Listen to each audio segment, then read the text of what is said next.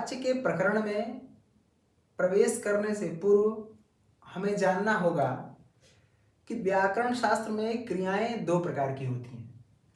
एक है सकर्मक क्रिया और दूसरी है अकर्मक क्रिया। धातुओं के इन्हीं सकर्मक एवं अकर्मक भेद के कारण वाच्य को तीन प्रकारों में बांटा गया है। वाच्य तीन प्रकार के होते हैं। पहला है कर्तृवाच्य, दूसरा है कर्मवाच्य और तीसरा होगा भाववाच्य। इन तीनों वाच्यों को विभेदित करने का कार्य यही दोनों क्रियाएं करती हैं। कौन कौन सी? सकर्मक क्रिया एवं अकर्मक क्रिया। पहले हम इन दोनों बिंदुओं को देख लें। सकर्मक क्रिया क्या है और अकर्मक क्रिया क्या है।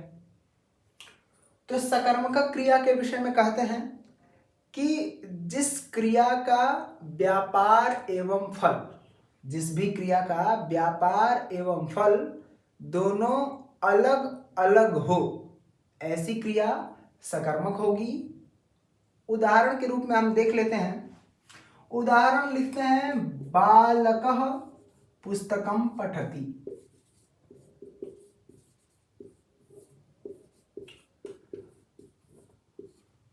बालकः पुस्तकं पठति। यहाँ पठति क्रिया है, बालक पुस्तक पढ़ता है।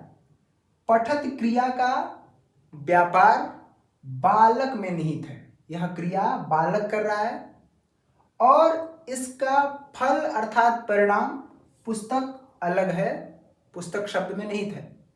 तो जिस भी क्रिया का व्यापार और फल दोनों अलग अलग हो, ऐसी क्रिया सकर्मक क्रिया होती है। ऐसी क्रिया सकर्मक क्रिया होती है। अब आइए देखते हैं अकर्मक क्रिया के विषय में। अकर्मक क्रिया कहाँ होगी? तो जिस क्रिया का फल एवं व्यापार दोनों एक ही शब्द में हो, एक ही आश्रय में हो, ऐसी क्रिया अकर्मक होती है। जैसे रामः शेते, राम सोता है। तो ये जो शयन क्रिया है, सोने वाली क्रिया है, इस क्रिया का व्यापार राम कर रहा है और इसका परिणाम फल भी सोने वाली क्रिया का व्यापार राम कर रहा है और उसका फल भी राम शब्द में ही निहित है। तो ऐसी क्रिया अकर्मक क्रिया होगी। तो दो बिंदुएं हैं, सकर्मक क्रिया और अकर्मक क्रिया। इन दोनों में मूल अंतर है कि किसी भी क्रिया का व्यापार और उसका परिणाम दोनों अलग अलग शब्दों में हो या होने की संभावना हो, तो ऐसी क्रिया सकर्मक क्रिया होगी। जैसे बालक पुस्तक पढ़ता है, मोहन दृश्य देखता है। तो देखना एक क्रिया है और देखने का व्यापार मोहन कर रहा है और उसका परिणाम क्या है? दृश्य है। फल क्या है? दृश्य है। दोनों अलग अलग शब्दों में या तो लिखे हुए होंगे, उस वाक्य में कहे हुए होंगे, या ऐसा होने की संभावना होगी, तब ऐसी क्रिया सकर्मक क्रिया हो जाएगी। और जब किसी क्रिया का फल और व्यापार दोनों अलग अलग शब्दों में न तो होने की संभावना हो और न ही हो, तब ऐसी क्रिया अकर्मक होगी।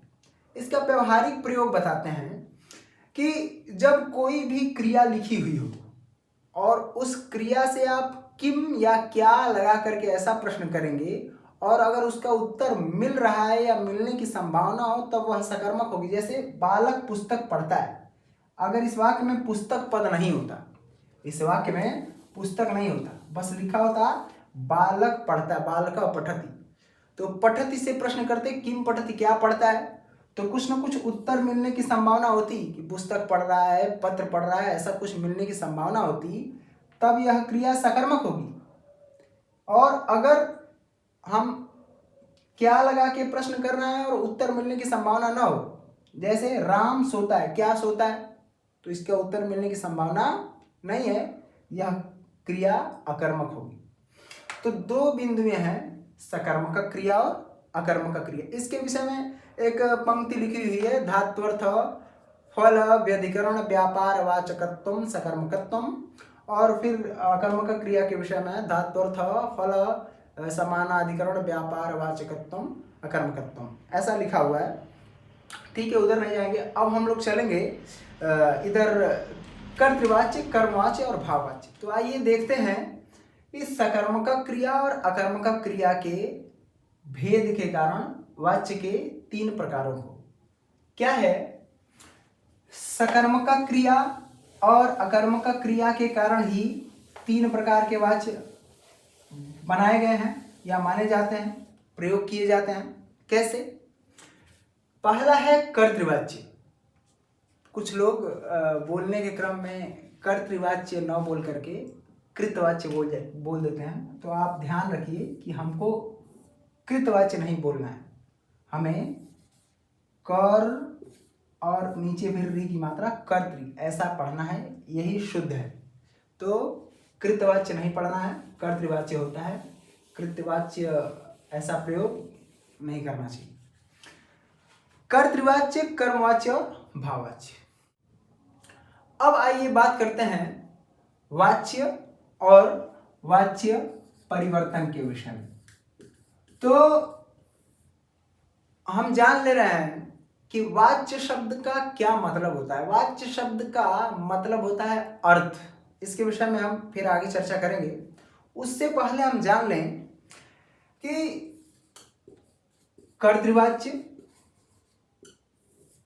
कर्तृवाच्य का वाक्य हो, इस वाच्य को कर्मवाच्य में एवं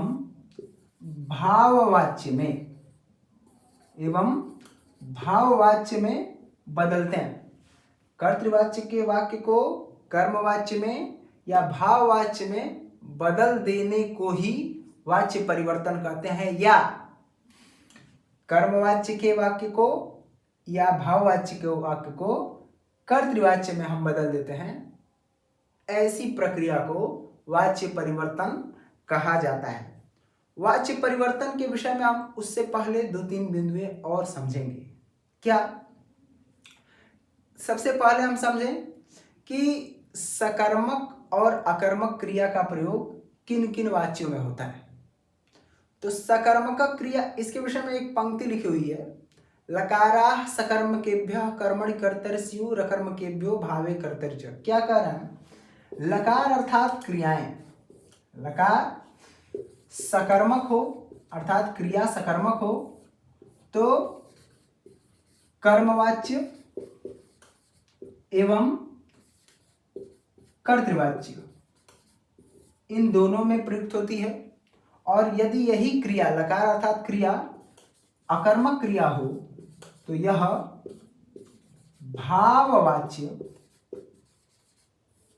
और कर्तृवाच्य इन दोनों में प्रयुक्त होती है। लकाराः सकर्मकेभ्यः कर्मणि कर्तरि स्युः अकर्मकेभ्यः भावे कर्तरि च। अर्थात सकर्मक क्रिया का प्रयोग कर्मवाच्य और कर्तृवाच्य दोनों में होता है और अकर्मक क्रिया का प्रयोग भाववाच्य और कर्तृवाच्य के वाक्य में होता है।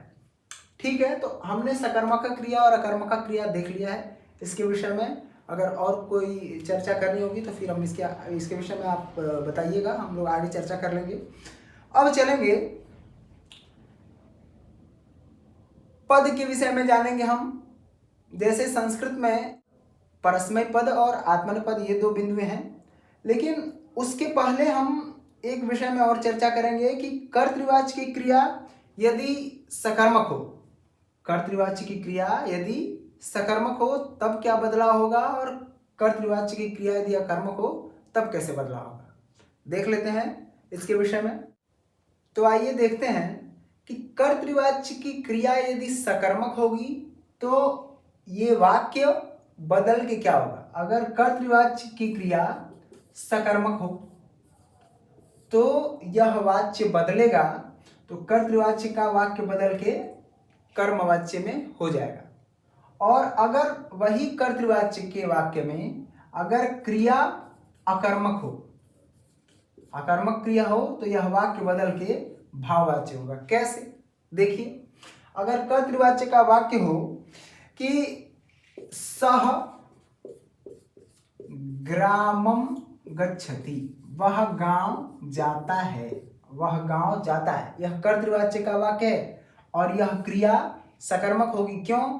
क्योंकि इसका व्यापार और फल, व्यापार कर रहा है वह कर्ता ही इसका व्यापार कर रहा है, क्रिया कर रहा है, और उसका फल क्या है? गांव पहुंचना। यह गांव पद इसका परिणाम है, दोनों अलग अलग शब्दों में है, इसलिए यह गम धातु जो है सकर्मक क्रिया होगी, गम धातु की यह क्रिया सकर्मक होगी। तो यह सकर्मक क्रिया है और सकर्मक क्रिया के इस वाक्य को, कर्तृवाच्य के वाक्य को बदलेंगे तो वह बदलेगा किसमें? कर्मवाच्य में। तेन ग्रामः गम्यते, तेन ग्रामः गम्यते, ऐसे वाच्य परिवर्तन हो जाएगा। कर्तृवाच्य का वाक्य बदल के कर्मवाच्य में हो जाएगा। देखिए, कर्तृवाच्य के वाक्य से कर्मवाच्य में भी परिवर्तन होता है और भाववाच्य में भी परिवर्तन होता है, इसको ध्यान रखना है। ये विशिष्ट बिंदु है कि कर्तृवाच्य बदल के कर्मवाच्य भी होता है और कर्तृवाच्य का वाक्य बदल के भाववाच्य भी होता है। कब कर्मवाच्य होगा? जब सकर्मक क्रिया होगी तो कर्मवाच्य हो जाएगा, और जब कर्तृवाच्य के वाक्य में अकर्मक क्रिया होगी तो वह भाववाच्य में परिवर्तित हो। जैसे क्या कह रहा है? बालकः रोदिति, बालक रोता है, बालक रोता है, यह कर्तृवाच्य का वाक्य है, चूंकि यह अकर्मक क्रिया है। इसमें देखिए, इसके पहले हम लोग देख रहे थे कि क्रियाएं सकर्मक और अकर्मक होंगी। जो सकर्मक क्रिया होगी वह कर्तृ और कर्मवाच्य में होगी और अकर्मक क्रिया कर्तृ और भाववाच्य में होगी। तो ये सकर्मक का उदाहरण हमने देख लिया। अब अकर्मक का देख रहे हैं। यहाँ रोना क्रिया है। रोना क्रिया कैसी है? सकर्मक या अकर्मक? तो रोने का व्यापार भी बालक कर रहा है और इसका परिणाम भी इसी बालक में ही नहीं थे, बालक के शब्द में ही प्राप्त है, इसीलिए यह क्रिया अकर्मक होगी। और जब यह बदलेगा तो यह अकर्मक क्रिया है, इसलिए यह बदल के कर्तृवाच्य से भाववाच्य में जाएगा। बालकेन रुद्यते, बालकेन रुद्यते, रुद्यते, ऐसा वाक्य बन जाएगा। तो इसको ध्यान रखना है कि कर्तृवाच्य के वाक्य में यदि सकर्मक क्रिया है तो वह परिवर्तित होकर कर्मवाच्य बनेगा, और अगर कर्तृवाच्य के वाक्य में अकर्मक क्रिया है तो वह परिवर्तित होकर के भाववाच्य बन जाएगा। अब आइए बात करेंगे हम पद के विषय में। संस्कृत भाषा में 3 प्रकार के पद होते हैं। 3 प्रकार के पद होते हैं। पहला परस्मैपद पद, दूसरा है आत्मनेपद पद, और तीसरा है उभय पद। परस्मैपद पद, आत्मनेपद पद और उभय पद, ये क्या होता है? अभी एक छोटा सा हमने दृश्य देखा था कि गच्छति क्रिया बदल करके गम्यते हो जा रही। गच्छति माने जाता है, गम्यते भी माने जाता है। दोनों का अर्थ वही है, लेकिन इसके स्वरूप में अंतर है। क्यों? क्योंकि ये जो 3 प्रकार के पद हैं, परस्मय पद, आत्मनेपद और उभय पद, इन्हीं के कारण हो रहा है। तो कर्तृवाच्य, कर्मवाच्य और भाववाच्य, ये 3 प्रकार के वाच्यों में कहीं कहीं परस्मय पद का प्रयोग होता है, कहीं कहीं आत्मनेपद का, और कहीं कहीं उभय पद का प्रयोग कर लेते हैं कर्तृवाच्य में और भाववाच्य में या कर्मवाच्य में। कैसे? आइए देखते हैं उसके विषय में। परस्मय पद क्या होता है? देखिए, उस शब्द से ही क्लियर है, परस्मय पद शब्द से ही। जब कोई भी व्यक्ति किसी क्रिया को दूसरे के लिए करेगा तब वह क्रिया परस्मय पद में प्रयोग की जाएगी, और जब कोई भी व्यक्ति किसी क्रिया को अपने लिए करे, स्वयं के लिए करे, तब उसका प्रयोग, उस क्रिया का प्रयोग हम आत्मनेपद में करते हैं। और कुछ धातुओं का प्रयोग परस्मै पद और आत्मनेय पद दोनों में किया जाता है। कैसे, उसको समझ लेते हैं कि परस्मै पद और आत्मनेय पद दोनों में कैसे प्रयोग किया जाता है। जैसे एक उदाहरण देखिए, ब्राह्मणः ओदनम पचति। पचते, ब्राह्मणः ओदनम पचते। ब्राह्मण भात पका रहा है, चावल को भात बना रहा है, वो भात पका रहा है। तो ब्राह्मण करता है और यह पकाने की क्रिया कर रहा है। तो यह क्रिया परस्मै पद में होगी या आत्मनेय पद में होगी, किस में होगी? तो चूंकि ब्राह्मण व्यक्ति है वह अपने लिए भोजन पका रहा है, अपने लिए ओदन अर्थात चावल बना रहा है, तो यह क्रिया स्वयं के लिए कर रहा है, इसलिए यह पचते क्रिया आत्मनेय पद की है। जब कोई क्रिया स्वयं के लिए की जाएगी तब वह आत्मनेय पद में प्रयोग की जाएगी। और फिर यही क्रिया दूसरे तरीके से देखेंगे कि जब कोई भी क्रिया अपने लिए न करके सभी के लिए किया जाए, अन्य लोगों के लिए भी किया जाए, तब वह क्रिया परस्मै पद में होगी। जैसे माता ओदनम पचति। माता करता है, ये चावल बना रही हैं, चावल पका रही हैं, तो अपने लिए ही नहीं कर रही हैं, साथ साथ पूरे परिवार के लोग, अन्य लोगों के लिए भी कर रही हैं। इसलिए यहाँ जो पचत क्रिया है यह दूसरों के लिए भी की जा रही है, इसीलिए यहाँ प्रयोग जो है परस्मै पद का है।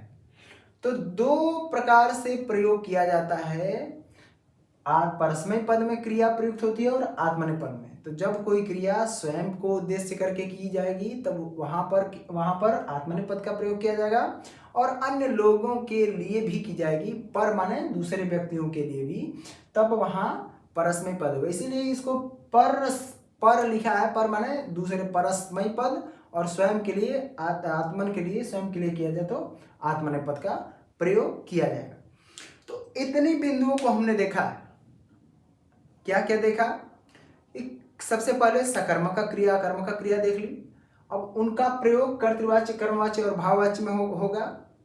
तो सकर्मक रहेगा, सकर्मक क्रिया होगी तो उसका प्रयोग कर्तृवाच्य और कर्मवाच्य में होगा, और अकर्मक क्रिया होगी तो कर्तृवाच्य और भाववाच्य में किया जाएगा। ये प्रश्न बन सकता है, पूछ देगा अकर्मक क्रिया का प्रयोग किन किन किन वाच्यों में किया जाएगा।